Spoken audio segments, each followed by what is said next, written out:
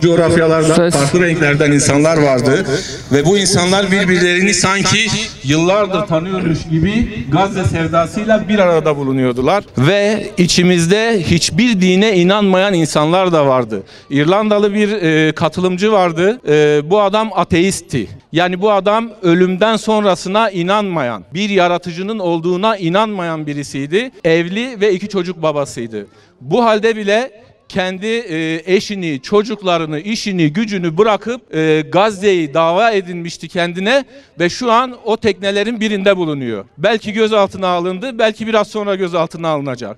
Yani bunu niye örnek olarak veriyorum? O vatandaşın ölümden sonra bizim beklediğimiz gibi ona vaat edilen asıl hayat gibi bir inancı yok. Bütün her şeyi bu dünya. Bütün her şey bu dünya olmasına rağmen yine de her şeyini geride bırakıp gidebiliyor. Ama biz yani Allah'a iman etmiş Müslümanlar olarak bu dünyanın geçici, sınav ve onların da bizim birebir Allah'ın dediği şekilde kardeşlerimiz olmasına rağmen yine de konforumuzdan, keyfimizden feragat edip hiçbir şey yapamıyoruz. Ve bizim bu korkumuzdan dolayı her gün orada çocuklar ölüyor. Her gün orada yaşlılar, kadınlar, sebepsiz yere insanlar katlediliyor. Ve ne yazık ki bunu izliyoruz ve biz ne yapabiliriz diyoruz. Yani bu noktada ben şunu söylüyorum. Önce kendimizi değiştirmemiz gerekiyor.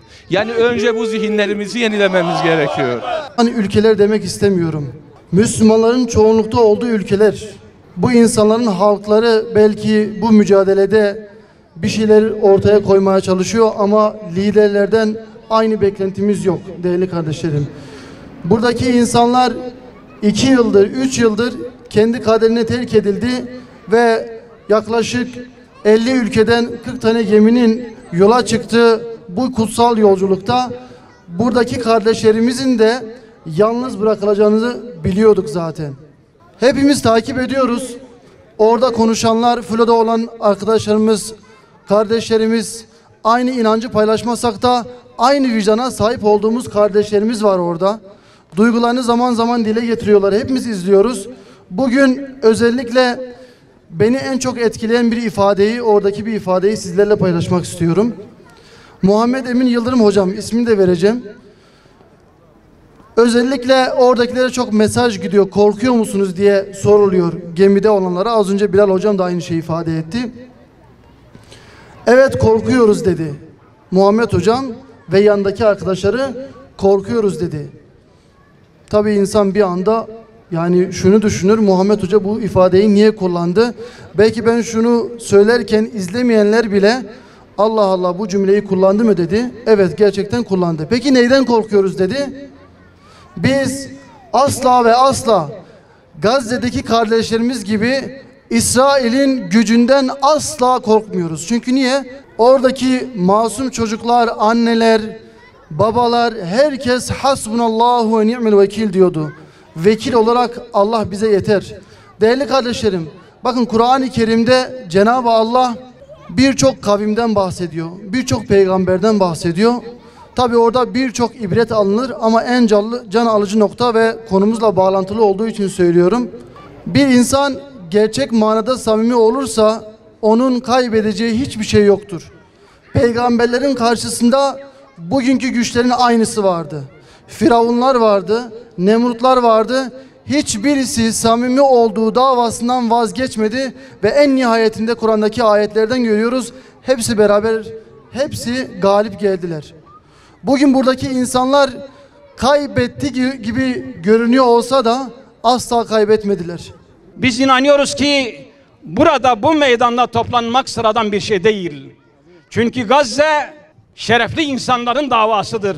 Şerefli insanların savunacağı bir davadır. Korkakların, rahatlığına düşkün olanların değil.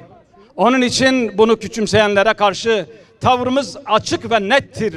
Hiçbir zaman kınayanın kınamasından çekinmeden Allah'ın izniyle son nefese kadar mücadelemizi devam ediyoruz.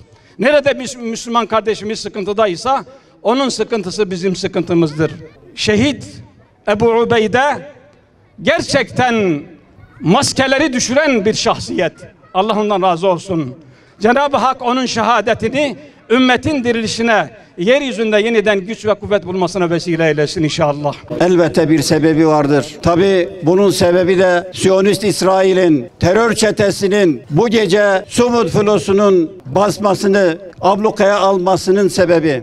Tabii bu insani filonun ya da ona bağlı gemilerin bu gece abluka altına alınmasının ve bazılarının gözaltına alınması söz konusu ve bunun için buradasınız, bunun için buradayız. Ve ben özellikle bu anlamda sizlere ve bu gece meydanlarda olan tüm Müslümanlara, tüm dava erlerine, tüm muvahhidlere ve derdi olan her insana ben özellikle huzurunuzda teşekkür ediyorum. Bacılarıma teşekkür ediyorum. Bu gece vakti buralara gelmeleri elbette önemlidir. Bunlar Rabbimizin katında da inşallah yazılacaktır ve Allah'ın izniyle bunlar boşa gitmeyecektir. Değerli kardeşlerim, elbette 2 yıldır Siyonist İsrail, Hamisi Amerika'nın bir avuç Gazze'li Müslüman kardeşlerimizin üzerine çullanması elbette göz ardı edilmemeli ve bugüne kadar etmediniz ve bundan sonra etmeyeceğinize inanıyoruz. Çünkü bu barbar Siyonistler, bunlar sadece tek bir şeyden anlıyorlar. Başka bir şeyden anlamıyorlar. O da güçtür, o da kuvvettir.